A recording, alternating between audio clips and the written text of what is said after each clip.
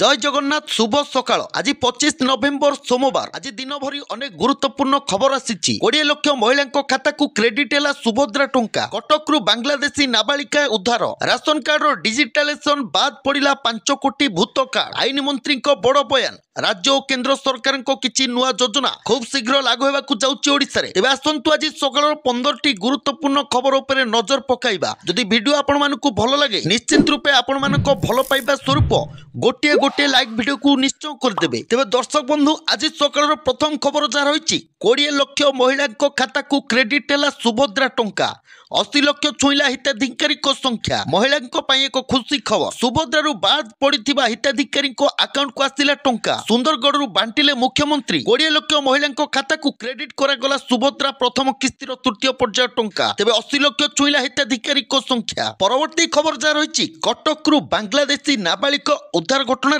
नाबालिका बयान record होईची police उपस्थित बांग्लादेशी नाबालिका बयान रेकर्ड करा जाईची केउठु आसीथिले क्या थिले सबु तथ्य नाबालिका पुलिस आगे कहते सेपटे कटक डीसीपी जगमोहन मीना कहते बांग्लादेश दूतावास जोगाजोग करा जिवो या पछरे रैकेट अछि ना नाही तदंत हेबो एथिपई स्वतंत्र टीम गठन होईची तेबे परवर्ती खबर जा रही रेशन कार्ड रो डिजिटाइजेशन बाद पड़ा 5 कोटी भूत कार्ड भारतर खाद्य सुरक्षा योजना रे साधारण बंटन व्यवस्था डीडीपीएस विश्व रे एक बेंचमार्क प्रतिष्ठा करिछि देश रे 80.6 कोटी रेशन कार्ड हिताधिकारी थिबा बेले एमानक मध्यरु बहु भूत हिताधिकारी अटंती एमानकु चिन्हट करिबा पई ओ तालिकारु सेमानक ना काटिबा पई सरकार पई एक बड़ आह्वान थिला तबे परवर्ती खबर जा रही कनिष्ठ मेधावी छात्रवृत्ति करंतु आवेदन मिलिबो 3000 टंकार आर्थिक सहायता चलित वर्ष 10,000 स्कूल छात्र छात्री को कनिष्ठ मेधावी छात्र छात्री दियाजिबो बोली उच्च माध्यमिक शिक्षा निर्देशालय पक्षरु सूचना मिलिछि युक्त 2 पाठ्यक्रम रे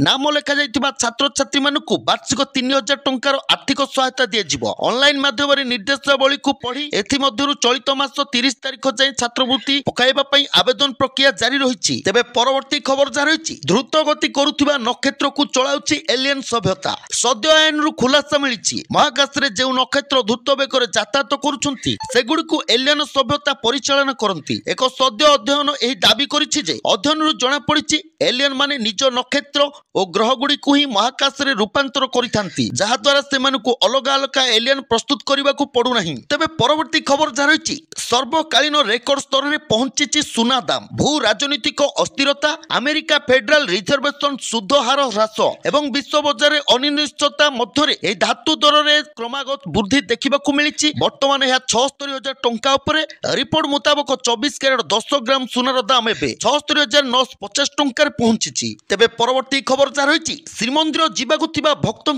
बड़ खबर सोमवार माने आज किछि घंटा बंद रहिबो दर्शन आज अर्थात सोमवार दिन श्रीजू पैता लगी नीति अनुष्ठित होबो यह कालिया ठाकुरंकर एक गुप्त नीति अटे यह गुप्त नीति प्राय 4 घंटा साधारण दर्शन बंद रहिबो संध्या 5टारू राति 9टा पर्यंत साधारण दर्शन बंद रहिबा नै निष्पत्ति निया जायछि तेबे परवर्ती खबर जा रही ओलटिला कुकुड़ा गाड़ी लोके बोही नेले कुकुड़ा केन्दुझर जिला तुरुमुंगा थाना 39 नंबर जातीय राजपथ रे एभଳି एक अभान्य घटना देखिबाकू मिलिछि सकाळु कुकुड़ा बोझे पिकअप भ्यान ओलटि पड़िथिला गाड़ीटी अनुगुळरू कुकुड़ा नै रायरंगपुर जाउथा बेले भारसाम्य हराई दुर्घटनार शिकार होइथिला तेज आसला परवर्ती खबर 27 तारिख पर्यंत राज्य में वर्षा नहीं यही समय आकाश परिष्कार रहिबा सह पाग सुखिला रहिबो तेबे 27 तारिख रे गंजाम गजपति जिले में गोटे दुईटी स्थान में हल्का हल्का मध्यम धरणर वर्षा हेबो 28 तारिख रे गंजाम गजपति मालकानगिरी केन्द्रापड़ा जगतसिंहपुर आदि पुरी और कोरापुट जिले में गोटे बा दुईटी स्थान में हल्का मध्यम धरण वर्षा होबार संभावना रही तेबे परवर्ती खबर सर्वे चलता बेले जोरदार हंगामा पुलिस उपर को पथर माड़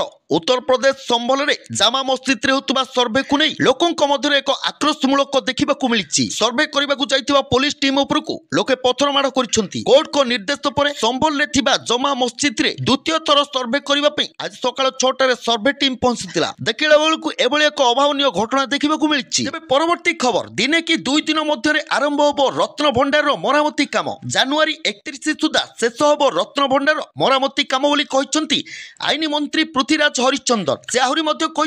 निकट में रत्न भंडार जीपीएस सर्वे होता रिपोर्ट रे अन्य किसी सुड़ंग ଥିବା ସ୍ପଷ୍ଟ ହୋଇଛି। ଯାବତ ଜିନିଷ ଥିବା ନେଇ ପରିକଳ୍ପନା ଚାଲିଥିବା ବେଳେ ସେମିତି କିଛି ବି ନାହିଁ ସେ ପର୍ଯ୍ୟନ୍ତ ସରିଛି। ଏବେ ଦ୍ୱିତୀୟ ପର୍ଯ୍ୟାୟର ଛତିଶା ନିଃସଗୀ ସହ ମନ୍ଦିର ପ୍ରଶାସନରେ ଆଲୋଚନା ସରିଛି। ରବିବାର ଦିନ ସିଡ୍ୟୁଲ ଦାଖଲ କରିବେ ଏସ୍ଆଇ। ପରବର୍ତ୍ତୀ ଖବର, ଭାରତର ପ୍ରମୁଖ ଟେଲିକମ୍ କମ୍ପାନୀ ଗୁଡ଼ିକ କିଛି ମାସ ପୂର୍ବରୁ ପ୍ରିପେଡ୍ ଏବଂ ପୋଷ୍ଟପେଡ୍ ରିଚାର୍ଜ ପ୍ଲାନ୍ ଦାମରେ ଅହେତୁକ ବୃଦ୍ଧି କରିଛନ୍ତି, ଯାହାକି ଗ୍ରାହକମାନଙ୍କୁ ଏକ ପ୍ରକାର ଝଟକା ଲାଗୁଛି। ଏହି ବୃଦ୍ଧି ପରେ ଜିଓ ଏହାର ଉପଭୋକ୍ତାମାନଙ୍କୁ ରିଲିଫ୍ ଯୋଗାଇ ଦେବା ପାଇଁ କିଛି ଶସ୍ତା ରିଚାର୍ଜ ପ୍ଲାନ୍ ଟେଲିକମ୍ କରିଛି। ପରବର୍ତ୍ତୀ ଖବର, ଆଦାନୀଙ୍କ କମ୍ପାନୀ ଉପରେ 2.41 ଲକ୍ଷ କୋଟିର ଋଣ। ବଡ଼ ଠିକା ହାସଲ ପାଇଁ ଲାଞ୍ଚ ମାମଲାରେ ଫସିଥିବା ଆଦାନୀ ଗ୍ରୁପ୍ ଉପରେ 2.41 ଲକ୍ଷ କୋଟି ଟଙ୍କାର ଋଣ ଥିବା ନେଇ ସୂଚନା ମିଳିଛି। ଏଥିରୁ 55% ଅଂଶ ଅନ୍ତର୍ଜାତୀୟ ପୁଞ୍ଜି ବଜାର, ବିଦେଶୀ ବଣ୍ଡ ଏବଂ ଗ୍ଲୋବାଲ ବ୍ୟାଙ୍କ ରହିଛି। ସେହିପରି ଘରୋଇ ଆର୍ଥିକ ସଂସ୍ଥା ଏନ୍ବିଏସ୍ଏଫ୍ ଏବଂ ସରକାରୀ ବ୍ୟାଙ୍କ 33% ଋଣ ପ୍ରଦାନ କରିଛନ୍ତି। ଶେଷ ଖବର ଯାହା ରହିଛି, ଚଳିତ ବର୍ଷ ବାଲିଯାତ୍ରାରେ ଏକାଧିକ ଅଭାବନୀୟ ଘଟଣା ଦେଖିବାକୁ ମିଳିଛି। ଯାତ୍ରାର 8 ଦିନ ଭିତରେ ପଡ଼ିଆ ଭିତରେ ବିଭିନ୍ନ କାରଣରୁ 5 ଜଣଙ୍କ ଜୀବନ ଯାଇଛି। ଜଣେ ଛାତ୍ର ବିଦ୍ୟୁତ ସଂସ୍ପର୍ଶରେ ଆସି ପ୍ରାଣ ହରାଇଥିବା ବେଳେ ଅନ୍ୟ 4 ଜଣ ହୃଦଘାତରେ ମୃତ୍ୟୁ ଘଟିଥିବା ଅଭିଯୋଗ ହୋଇଛି। ବାଲିଯାତ୍ରା ଇତିହାସରେ ଏହା ପ୍ରଥମ ବୋଲି କୁହାଯାଉଛି। ତେବେ ଦର୍ଶକ ବନ୍ଧୁ, ଏ ଥିଲା ଆଜି ସକାଳର କିଛି ଗୁରୁତ୍ୱପୂର୍ଣ୍ଣ ଖବର ଯଦି ଆପଣମାନଙ୍କୁ ଇନଫର୍ମେଟିଭ ଲାଗିଥାଏ ନିଶ୍ଚିତ ରୂପେ ଭିଡ଼ିଓକୁ ଲାଇକ୍ କରିବା ସହିତ